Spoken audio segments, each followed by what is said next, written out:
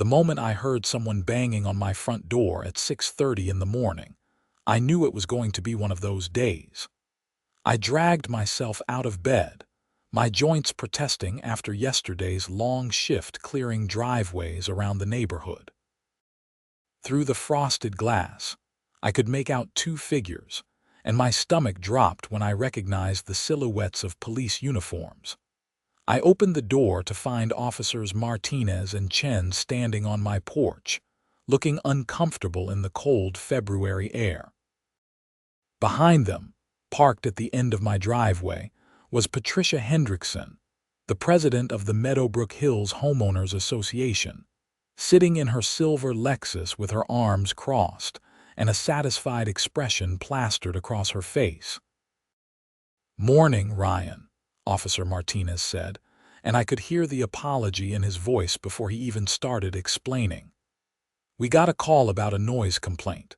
Someone reported you were operating heavy machinery before 7 a.m., violating town ordinances." I stared at him, then at Chen, then past them at Patricia's car.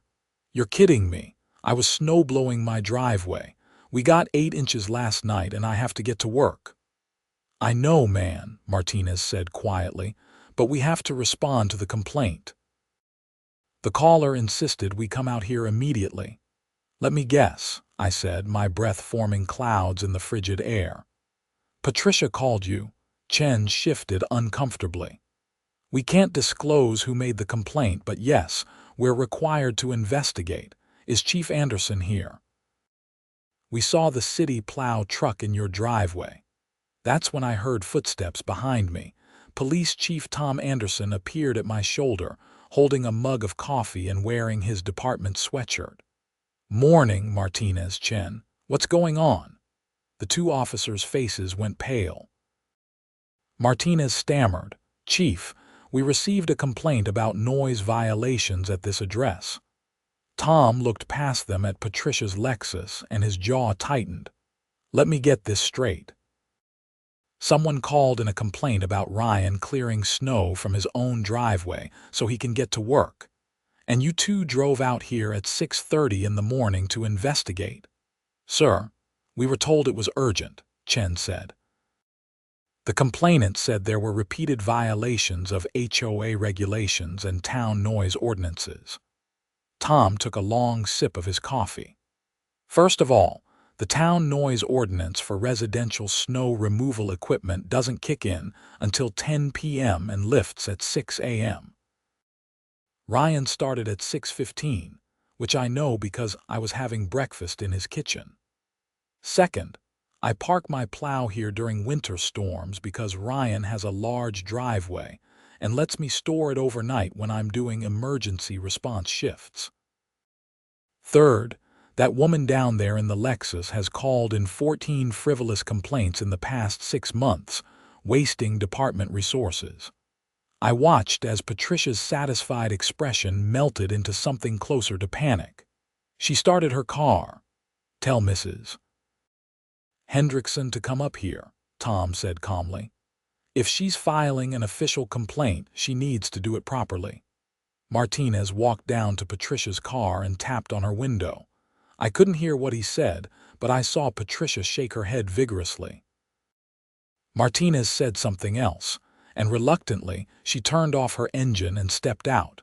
She approached my porch with her chin high, wearing a cream-colored coat that probably cost more than my monthly mortgage payment. "Chief Anderson, I didn't realize you were here.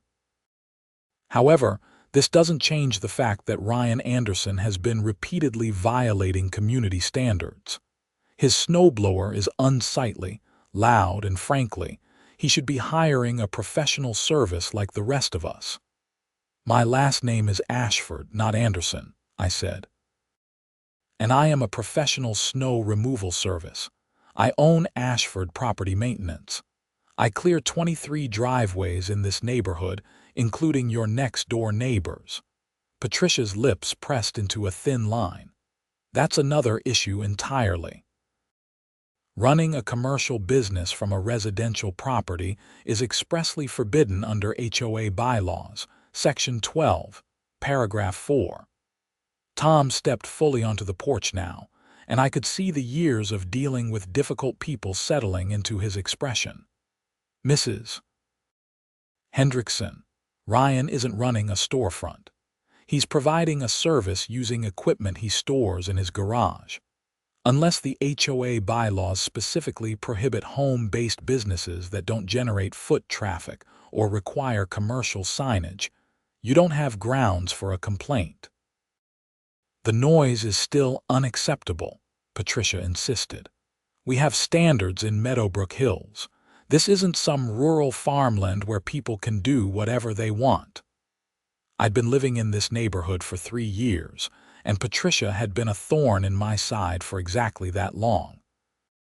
She'd complained about my truck being too large for the driveway, about me working on my equipment in my garage, about the fact that I sometimes had my elderly father stay with me, and his car didn't meet her aesthetic standards. The woman treated the HOA like her personal fiefdom. "Look," I said, trying to keep my voice level. "I cleared my driveway so I could get to work. I did it during legal hours. I have every right to use my property as I see fit, within reason and within the law. And the HOA has every right to maintain community standards," Patricia shot back. "I'm calling an emergency board meeting for tonight. This behavior has gone on long enough. Your property taxes may give you ownership, but the HOA covenants give us authority over how that property is used." Tom's expression darkened. "Mrs. Hendrickson, I'm going to give you some friendly advice. Calling 911 for non-emergency complaints wastes resources that could be used for actual emergencies. If you continue to abuse emergency services, you could be charged with filing false reports." Patricia's face flushed red. "I did nothing illegal. I have every right as a citizen to call the police when ordinances are being violated."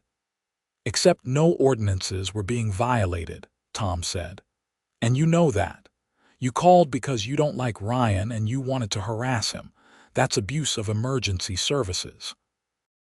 The standoff continued for another moment before Patricia turned on her heel and stalked back to her Lexus.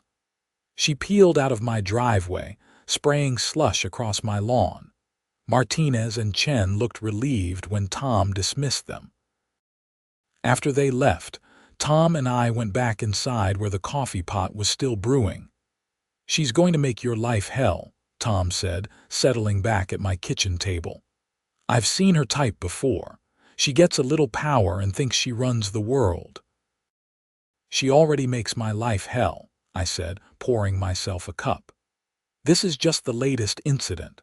Last month she tried to fine me $300 because my garage door was open while I was working on my snowblower. Said it was unsightly and violated the community appearance standards." Tom shook his head. "Did you pay it?" "Hell no. I told her to take me to court if she wanted. She backed down, but I know she's just waiting for another opportunity. And apparently that opportunity was going to be tonight's emergency HOA board meeting." I spent the day clearing driveways, my mind churning over what Patricia might try to pull. By the time I got home at 4 p.m., there was already a notice taped to my door about the meeting at 7 p.m. in the community clubhouse. The subject line read, "Violation of community standards and illegal business operations." Tom had already gone home, taking his Plow truck with him. I showered, changed into clean clothes, and grabbed the folder I kept with all my property documents, HOA bylaws, and records of every interaction I'd had with Patricia and the board. The Meadowbrook Hills clubhouse was a pretentious building designed to look like a country estate, complete with white columns and a circular driveway. Inside, the meeting room was already half full with neighbors. Some of them gave me sympathetic looks. Others, Patricia's cronies, whispered to each other and glared. The HOA board consisted of 5 members. Patricia was president, naturally. Her second in command was Deborah Winters, a retired accountant who treated HOA finances like she was running Goldman Sachs.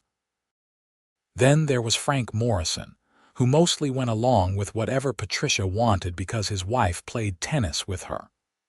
The other two members, Sarah Chen and Marcus Williams, were relatively reasonable people who'd gotten roped into board positions because nobody else wanted to do it. Patricia called the meeting to order at 7 sharp. She was wearing a different outfit now, a navy pantsuit that screamed, "I'm important." She started by reading the minutes from the last meeting, which had been about landscaping requirements for spring. Then she cleared her throat. "We have a serious matter to address tonight. Ryan Ashford has been repeatedly violating HOA covenants, and this morning's incident was the final straw." I raised my hand. I'd like to speak in my own defense. Patricia's expression could have frozen water. "You'll get your turn, Mr. Ashford. First, I'm going to outline the violations. 1. Operating commercial equipment before 7 a.m., disturbing the peace. 2. Running an illegal commercial business from a residential property. 3. Storing commercial vehicles and equipment in a residential garage, violating aesthetic standards. 4. Previous violations regarding open garage doors and property maintenance. She went on for 10 minutes, painting me as some kind of neighborhood menace who was single-handedly destroying property values. When she finally finished, she looked at me with barely concealed triumph. "Now you may speak." I stood up and opened my folder. First, I didn't operate equipment before 7 a.m. I started at 6:15, and the town noise ordinance specifically exempts snow removal equipment starting at 6 a.m. during winter weather events. Here's a copy of the ordinance. I pulled out the printed document and handed it to Frank Morrison. Second, I'm not running an illegal commercial business. I provide snow removal services to other homeowners using equipment stored on my property. I don't have clients coming to my home, I don't have commercial signage, and I don't violate any zoning laws. Here's the letter from the town zoning board confirming that my business complies with all local regulations. Patricia's face was getting redder. The HOA bylaws supersede town regulations in matters of community standards. Actually, they don't, I said. HOA covenants can't violate state or local laws. And according to Illinois state law, HOAs cannot prohibit home-based businesses that don't create excessive traffic, noise, or other disturbances. Here's the relevant statute. I handed another document to Sarah Chen. As for storing equipment in my garage, there's nothing in the HOA bylaws that prohibits that. My garage doors remain closed except when I'm actively using the space. The one time I was cited for an open garage door, I was performing maintenance on my equipment, which is a normal use of a residential garage. Deborah Winters spoke up. "What about the noise complaints? We've received multiple complaints about your equipment." "All from Patricia," I said bluntly. "Check your records. Every single noise complaint about my property has come from her, and they've all been filed when I was operating within legal hours and reasonable parameters. In fact, I have witnesses who can attest that my equipment is no louder than a standard lawn mower." Marcus Williams was flipping through the bylaws. "Ryan's right. There's nothing in here that specifically prohibits what he's doing." Patricia snatched the bylaw book from him. "The spirit of the regulations is clear. We maintain high standards in Meadowbrook Hills." The spirit of the regulations. I couldn't keep the frustration out of my voice. "Patricia, you've had it out for me since the day I moved in. You don't like that I work with my hands. You don't like that I drive a truck. You don't like that my house isn't some sterile showpiece. But none of that gives you the right to harass me." "How dare you?" Patricia began, but Sarah Chen cut her off. "Actually, he has a point. Patricia, You've filed more complaints about Ryan's property than anyone else has filed about anything in the past 3 years. It does look like targeted harassment. The meeting devolved into chaos after that. Neighbors started shouting over each other. Some supported me, saying I'd been nothing but helpful and professional. Others backed Patricia, claiming the neighborhood was going downhill because standards weren't being enforced. Finally, Frank Morrison banged his gavel. We need to vote on whether Ryan has violated HOA covenants, all in favor of finding violations. Patricia and Deborah raised their hands immediately. Frank hesitated, looking between his wife in the audience and the documents I'd provided, then reluctantly raised his hand. Opposed, Sarah and Marcus raised their hands. The motion fails, Frank said. 3-2, no violations found. Patricia looked like she'd been slapped. This is unacceptable. I'm calling for a special assessment vote to amend the bylaws to specifically prohibit commercial businesses and equipment storage. You can call for whatever you want, Marcus said tiredly. But it requires a full member vote, and I don't think you'll get the support you need. The meeting adjourned shortly after, and I walked out into the cold night feeling both vindicated and exhausted. Several neighbors stopped me to offer support. Mrs. Garcia, whose driveway I cleared for free because she was a widow on a fixed income, hugged me and told me not to let Patricia get me down. But I knew this wasn't over. Patricia Hendrickson wasn't the type to accept defeat gracefully. I was right. 3 days later, I found another notice on my door. This one informed me that the HOA was conducting an inspection of my property for code violations, and that I was required to provide access to my garage and shed within 48 hours. I called Tom Anderson. Can they do this? Let me see the notice, he said. I drove over to his house, a comfortable ranch on the other side of town, and showed him the letter. He read it carefully. It depends on your HOA bylaws. Some have provisions for inspections, but they usually require reasonable notice and specific cause. What does your covenant say? I pulled up the bylaws on my phone and found the relevant section. It says the board can conduct inspections for health, safety, or covenant compliance issues, but they need to provide 2 weeks' notice unless there's an emergency. This isn't an emergency, and they only gave you 48 hours, Tom said. You can refuse. Send them a letter stating that you'll comply with an inspection if they provide proper notice as required by the bylaws. I did exactly that. Patricia's response was swift and predictably hostile. She sent a letter claiming my refusal to comply constituted contempt of the HOA board, and that I was being fined $500. That was when I decided to fight back properly. I hired a lawyer. Attorney Jennifer Hassan had handled several HOA disputes in the area and came highly recommended. She was in her 40s, sharp as a knife, and didn't suffer fools. After I explained the situation, she smiled in a way that made me glad she was on my side. Patricia Hendrickson has made several critical errors, Jennifer said. First, the fine is excessive and punitive without proper justification. Second, she's targeted you specifically in a way that could constitute harassment. Third, she's abused her position to call police on false pretenses. We have grounds for a countersuit. I don't want to sue, I said. I just want her to leave me alone. Sometimes you have to fight fire with fire, Jennifer said. Let me send her a letter first. Sometimes that's enough to make people back down. Jennifer's letter was a work of art.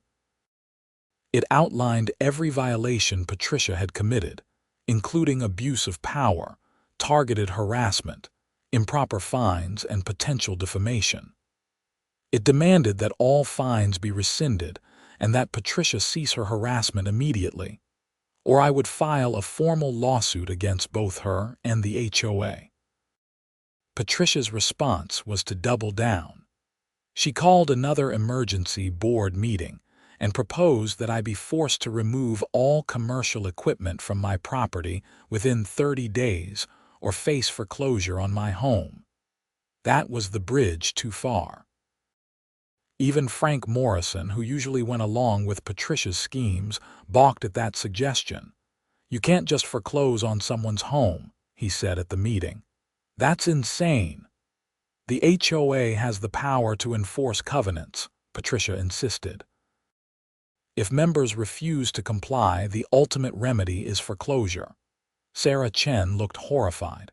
"Patricia, that's a nuclear option reserved for people who refuse to pay assessments or create serious dangers. Ryan has done neither." "He's in contempt of the board," Patricia said. "That's enough." It wasn't, and the motion failed 4-1, with only Patricia voting in favor. But the fact that she'd even suggested it told me how far she was willing to go. Jennifer filed the lawsuit the next day.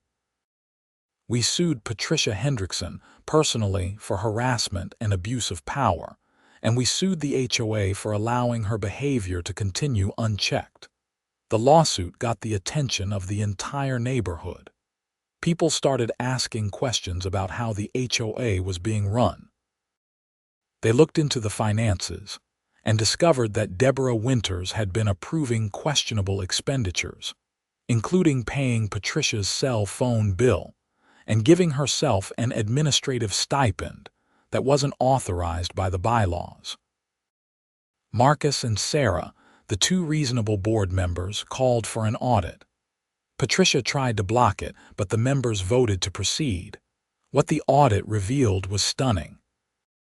Over the past 3 years, Patricia and Deborah had siphoned off nearly $70,000 in unauthorized payments, inflated contractor bills, and outright fraud. They'd been paying themselves salaries that were never approved. They'd hired Patricia's son's landscaping company at twice the market rate. They'd taken business trips to HOA conferences in Hawaii and Miami, charging everything to the association. The FBI got involved. Turns out, HOA fraud falls under federal jurisdiction when it involves interstate commerce, which it did because some of the fake contractors they'd paid were registered in other states. The investigation took months. During that time, Patricia and Deborah were removed from the board. The HOA held emergency elections, and 2 new members were chosen. The harassment against me stopped completely. My lawsuit was settled out of court. The HOA's insurance paid my legal fees and a modest settlement, and Patricia was personally liable for additional damages. But the real justice came when the federal charges were filed. In September, Patricia Hendrickson and Deborah Winters were indicted on multiple counts of wire fraud, embezzlement, and conspiracy. Frank Morrison was also charged as an accessory because he'd known about some of the fraudulent payments and hadn't reported them. The trial happened the following spring. I testified about Patricia's behavior toward me and how the investigation had started with the lawsuit. Tom Anderson testified about the false police reports. Dozens of homeowners testified about suspicious HOA expenditures and Patricia's authoritarian management style. The evidence was overwhelming. Patricia and Deborah had created a scheme where they inflated costs for legitimate work, hired contractors who didn't actually perform services, and paid themselves under various pretexts. They treated the HOA's budget like their personal slush fund. The jury found them guilty on all counts. Patricia received 4 years in federal prison and was ordered to pay restitution of $42,000. Deborah got 3 years and owed $31,000. Frank Morrison pleaded guilty to lesser charges and received probation plus community service. The day the verdicts came down, I was clearing snow from Mrs. Garcia's driveway. She came out with hot chocolate and tears in her eyes. "Thank you," she said. Patricia tried to find me last year because my flower boxes weren't the right color. She made everyone so afraid. You stood up to her. I hadn't meant to become some kind of neighborhood hero. I just wanted to live my life and do my work in peace. But sometimes standing up to a bully means seeing things through to the end. The new HOA board was reasonable and functional. They revised the bylaws to include oversight mechanisms and term limits. They instituted transparent financial reporting. Most importantly, they treated homeowners with respect instead of suspicion. Tom Anderson still parks his plow at my place during winter storms. We've become good friends. Sometimes on Sunday mornings, he comes over and we drink coffee and talk about everything from sports to politics, to the absurdity of people who think they can abuse power without consequences. Life in Meadowbrook Hills is quieter now. I still run my snow removal business. I still maintain properties and help neighbors who need it. My truck still sits in my driveway, and my garage still houses my equipment. Nobody complains anymore. The whole experience taught me something important about standing up for yourself. Patricia thought she could intimidate me because she had a title and some perceived authority. She thought that calling the cops at 6 in the morning would scare me into compliance. She didn't know that the police chief was my friend and would see through her manipulation. She didn't know that I kept meticulous records and understood my rights. Most of all, she didn't know that pushing someone too far can cause them to push back harder than you ever imagined. Sometimes I drive past the county jail where Patricia served her time. I don't feel satisfaction exactly, just a sense that justice worked the way it was supposed to. She had choices at every step. She could have left me alone. She could have operated the HOA honestly. She could have treated people with basic decency. Instead, she chose to be a petty tyrant, and that choice had consequences. The house next door to mine went up for sale last summer. A young couple bought it, first-time homeowners excited about their new place. The woman asked me about the neighborhood at a block party. Is the HOA pretty strict? She asked nervously. We've heard horror stories about HOAs. I smiled. We had some problems a couple years back, but it's fine now. Just good people trying to maintain a nice neighborhood, nothing to worry about. She looked relieved, and I realized that was the truth. Meadowbrook Hills had survived its brush with petty corruption and come out better for it. The community was stronger, more engaged, and more aware of the importance of oversight and accountability. My business continued to grow. I hired 2 part-time employees to help during busy seasons. I expanded beyond snow removal to include lawn care and general property maintenance. The new HOA board even hired me to handle the common areas, which was ironic given that Patricia had tried to ban me from operating a business entirely. Tom retired from the police department the following year. He'd served for 32 years and decided it was time to spend more time with his grandkids. At his retirement party, he told the story about Patricia calling the cops on my snowblower. The look on her face when she saw me walk out of Ryan's house, he said, laughing. That was worth all the years of dealing with ridiculous complaints. She thought she had all the power, but she forgot that authority comes with responsibility. You can't abuse it and expect no consequences. Everyone at the party laughed, but there was truth in what he said.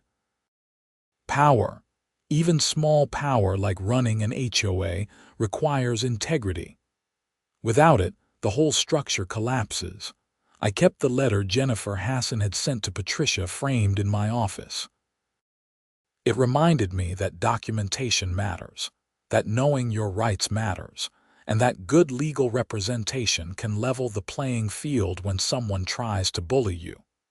The neighborhood kids started calling me the guy who took down the mean HOA lady.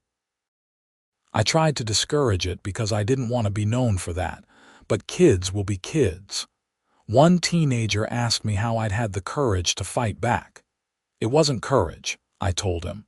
It was just being unwilling to be treated unfairly.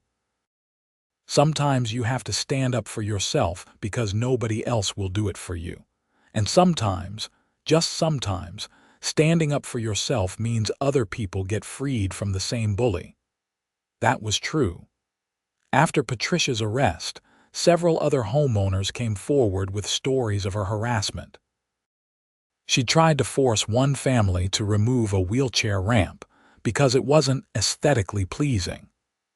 She'd reported another family to child services with false allegations because their kids' toys were left in the yard.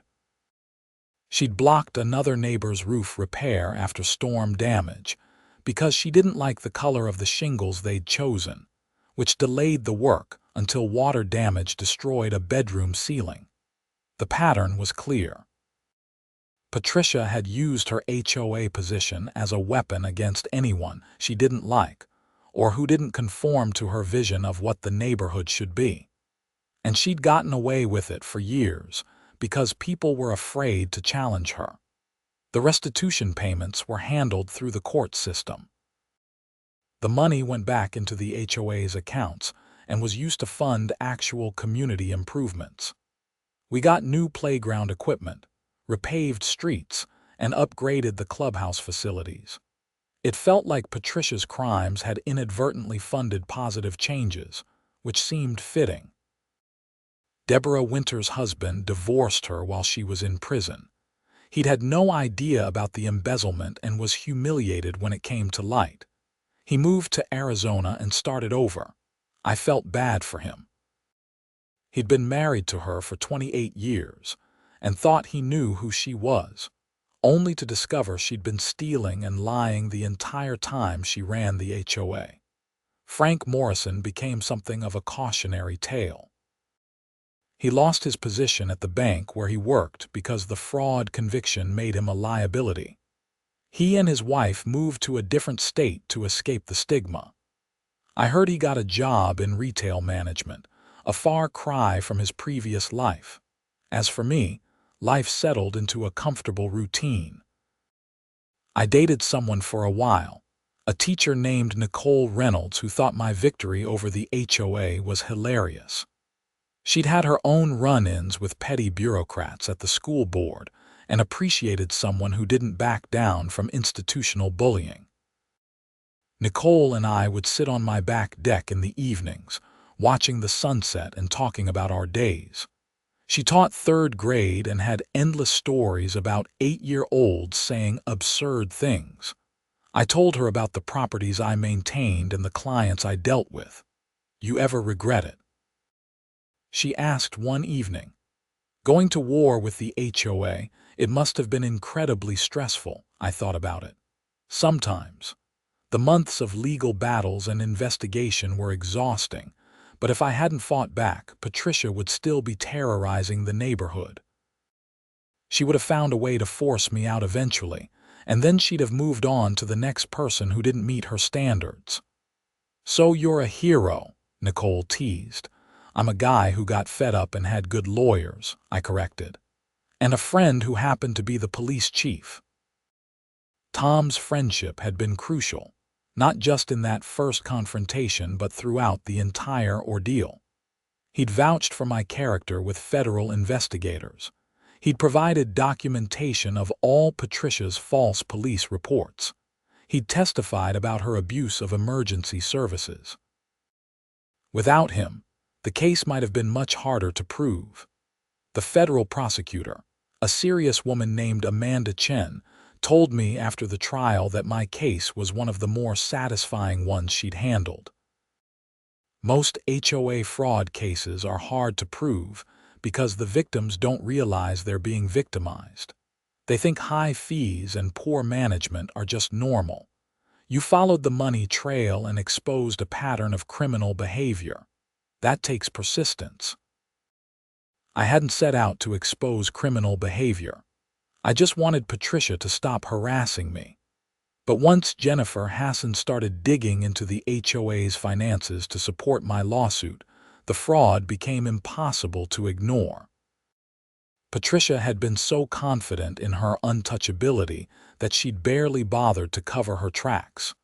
One interesting thing that came out during the investigation was that Patricia had tried to bribe a previous board member, a man named Robert Chen, to support her schemes. He'd refused and resigned from the board, citing personal reasons. After Patricia's arrest, Robert came forward and admitted what had happened. He'd been afraid to report it at the time, worried that Patricia would retaliate against his family. His testimony helped establish that Patricia had been engaged in a conspiracy, which increased her sentence. I met Robert at a neighborhood barbecue after everything was settled.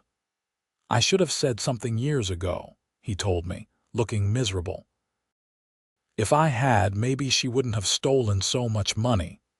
"You were protecting your family," I said. "I understand that. The important thing is you came forward when it mattered." He appreciated that, but I could tell he still felt guilty. That was another cost of Patricia's crimes, the people who felt like they should have stopped her sooner and blamed themselves for not acting. The neighborhood gradually healed. New families moved in. The property values, which Patricia had claimed to be protecting, actually increased once news spread that the HOA had cleaned house and was now well managed. Turns out buyers value honest governance over tyrannical enforcement of arbitrary rules. I expanded my business into commercial properties, landing a contract to maintain a small office park in the next town over. The steady income let me upgrade my equipment and hire another full-time employee. My truck got replaced with a newer model, and I bought a second one for my growing crew. The new truck was even bigger than the old one. I parked it in my driveway without a second thought, knowing nobody was going to complain. The first morning it sat there, I walked out to find Mrs. Garcia taking a picture of it. "What are you doing?" I asked, laughing. "Sending it to my daughter," she said. I told her about everything that happened, and she wanted to see the truck that Patricia hated so much. It became a neighborhood joke, the truck that triggered an HOA president's downfall. Someone even made T-shirts as a fundraiser for the local food bank. Meadowbrook Hills, where trucks are welcome. I bought one and wore it to the neighborhood 4th of July celebration. Nicole wore one too. We set up our chairs near the bandstand and watched the community band play patriotic songs while kids ran around with sparklers. "This is nice," Nicole said, leaning against my shoulder. "Just normal neighborhood stuff. No drama, no federal investigations, just people enjoying summer." "Don't jinx it," I said, but I was smiling.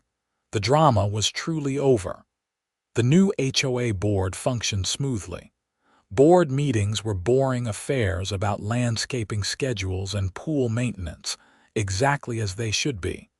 Attendance was sparse because nobody needed to watch out for abuses of power. Sarah Chen stayed on the board and eventually became president. She ran it with quiet competence, answering emails promptly and making sure contractors did their jobs properly. Under her leadership, the HOA became what it was supposed to be: a practical organization managing shared resources, not a platform for petty tyrants. Marcus Williams left the board after 2 years. He'd only joined initially because his kids used the neighborhood pool and he wanted to make sure it was maintained.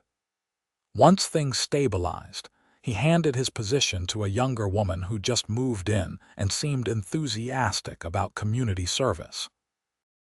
I thought about Patricia sometimes, wondering how she was adjusting to prison. Federal prison wasn't supposed to be as bad as state facilities, but it was still prison.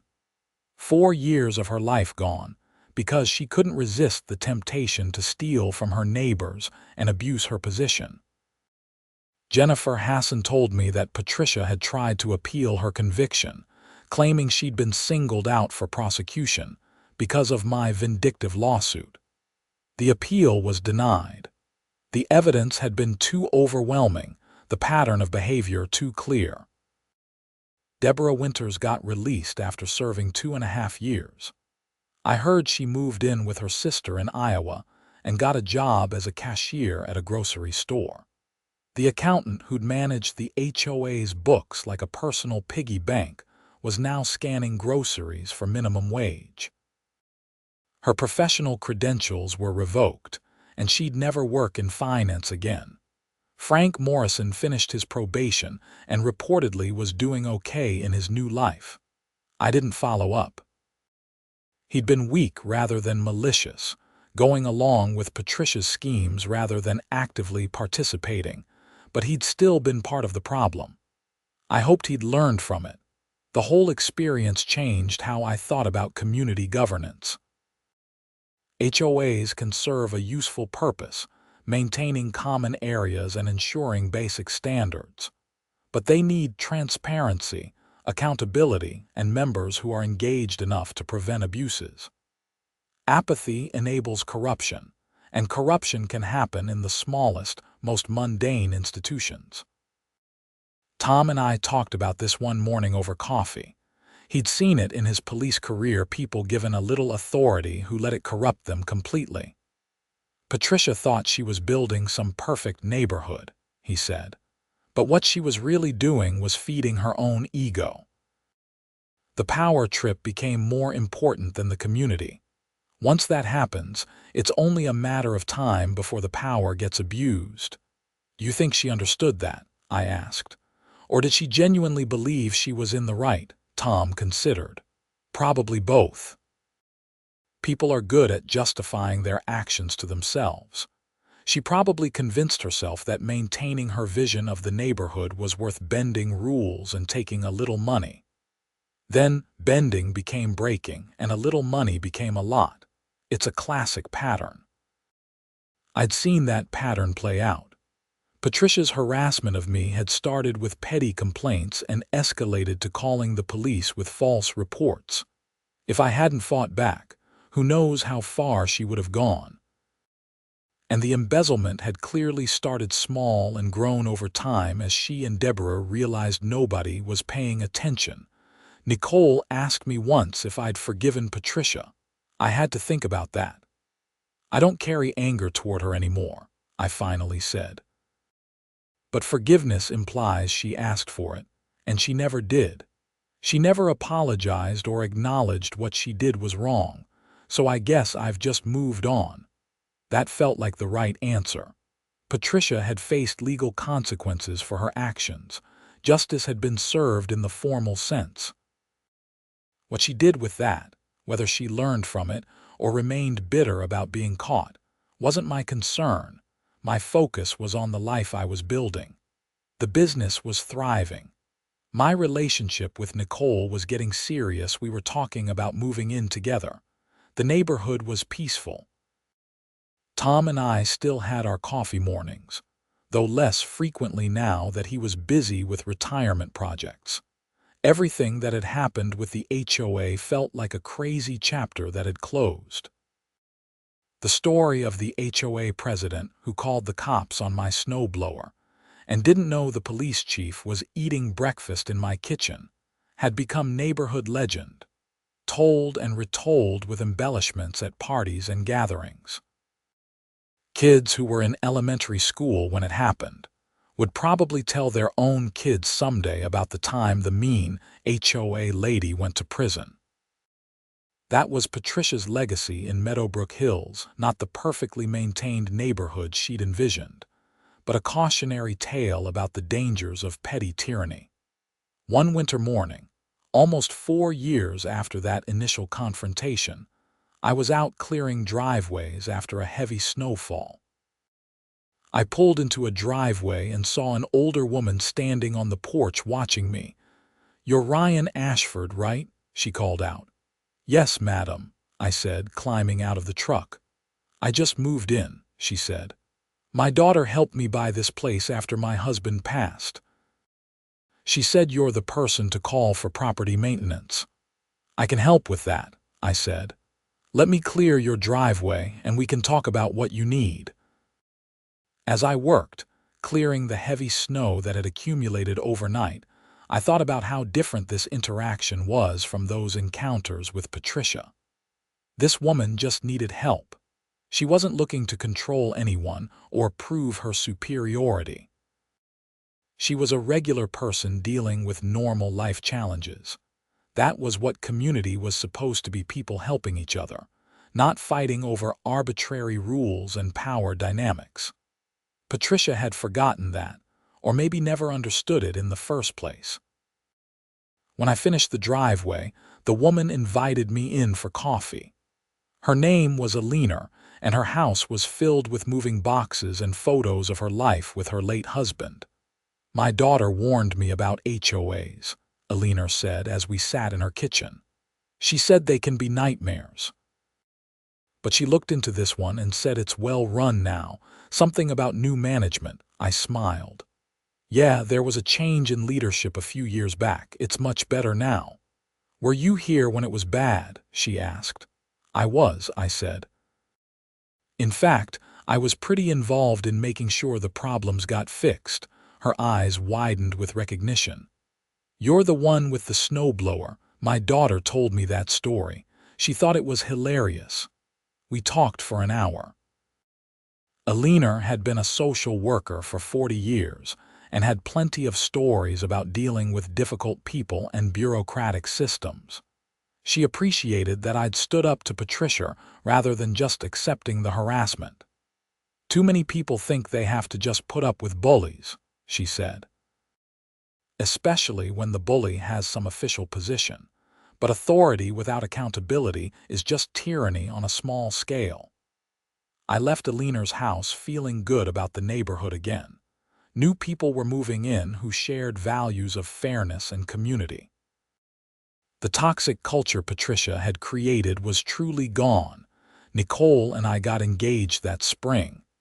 We decided to stay in my house in Meadowbrook Hills rather than looking for something new.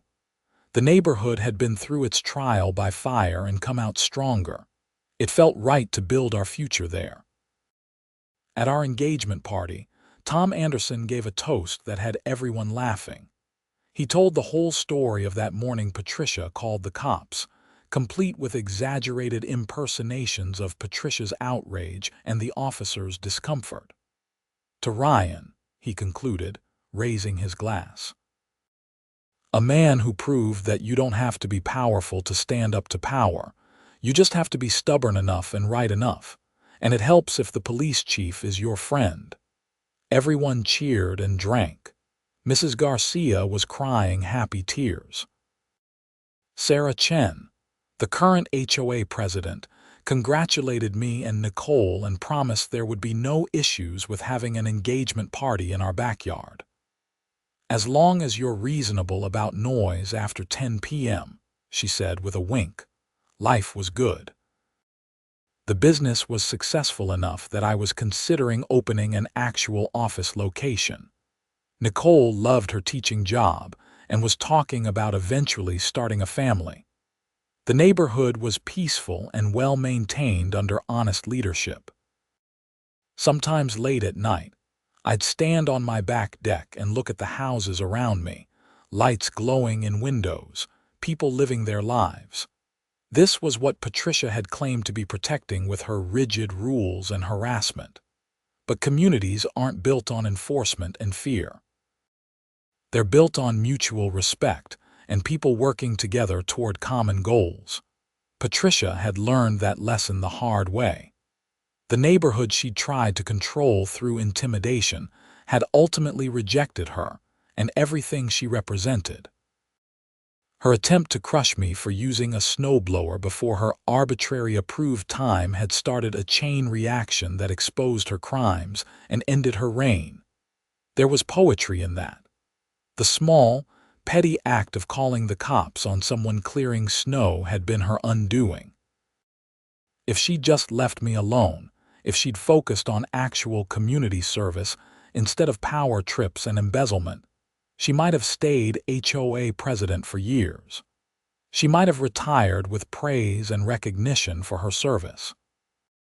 Instead, She was a convicted felon with a federal prison record, known throughout the community as a cautionary tale.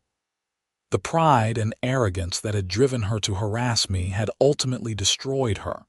I didn't take pleasure in her downfall, but I didn't regret fighting back either. Sometimes standing up to a bully is about more than just protecting yourself. It's about protecting everyone who might become the next target, everyone who's too afraid to fight back themselves.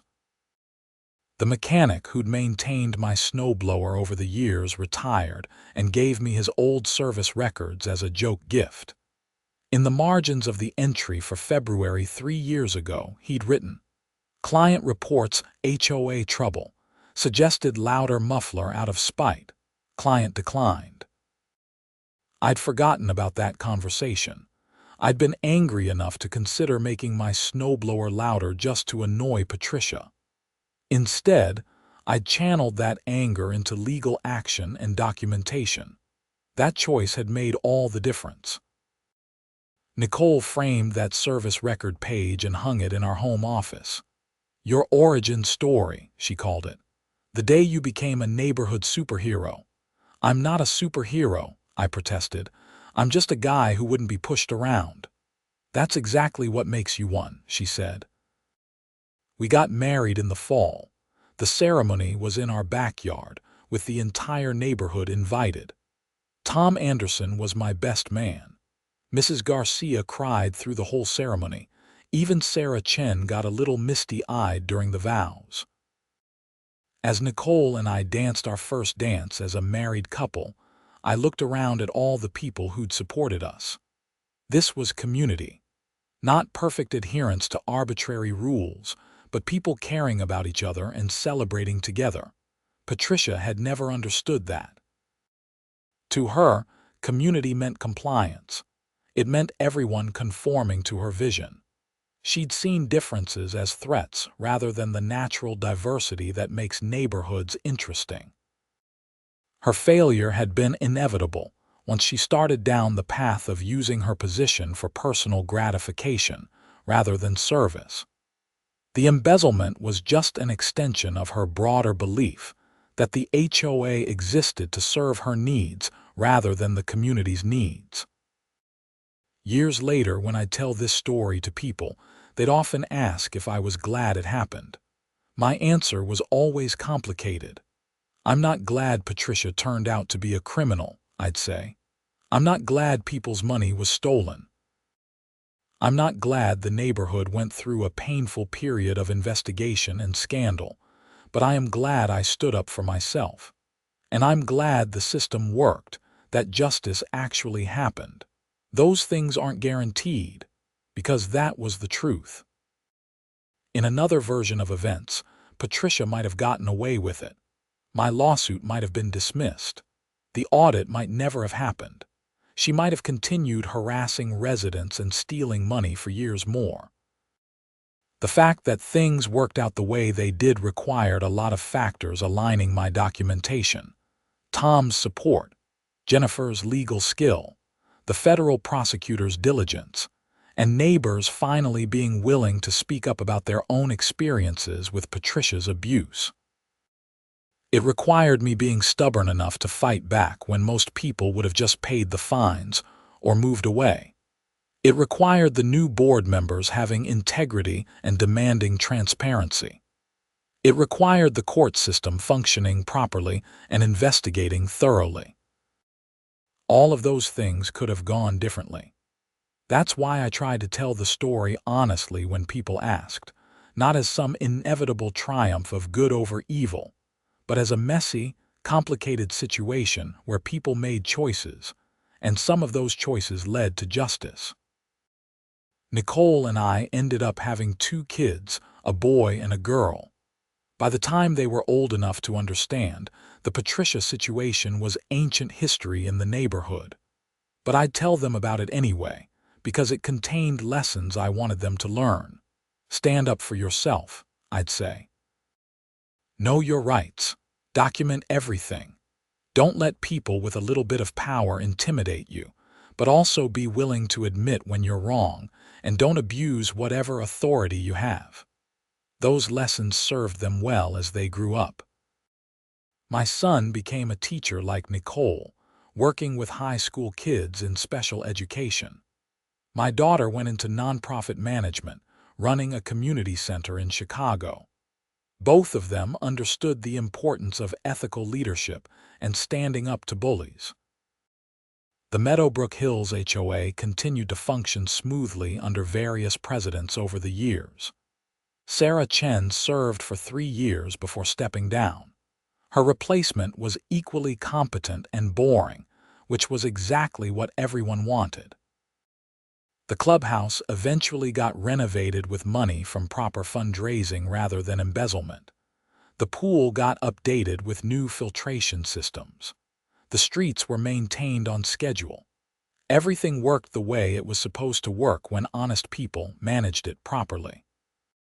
My property maintenance business evolved over time. I eventually did open that office location, hiring administrative staff and expanding the crew. At its peak, we were handling over 200 residential and commercial properties across 3 counties. Through it all, I kept the original snowblower that had started everything. It sat in my garage, still functional, a reminder of that February morning when Patricia Hendrickson made the mistake of calling the cops on me without knowing the police chief was eating breakfast at my kitchen table.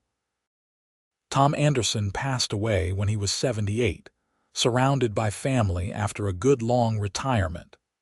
At his funeral, dozens of former officers and community members told stories about his fairness, his integrity, and his commitment to actual justice rather than just enforcement. I told the story about the snowblower and Patricia. It got the biggest laugh of the afternoon, which Tom would have appreciated. He'd always found humor in people's absurdity, especially when they brought consequences on themselves through their own arrogance. Tom was the kind of cop everyone should be, I said in my eulogy. He understood that the badge meant serving the community, not wielding power over it. He saw through Patricia's manipulation immediately because he dealt with people like her his whole career.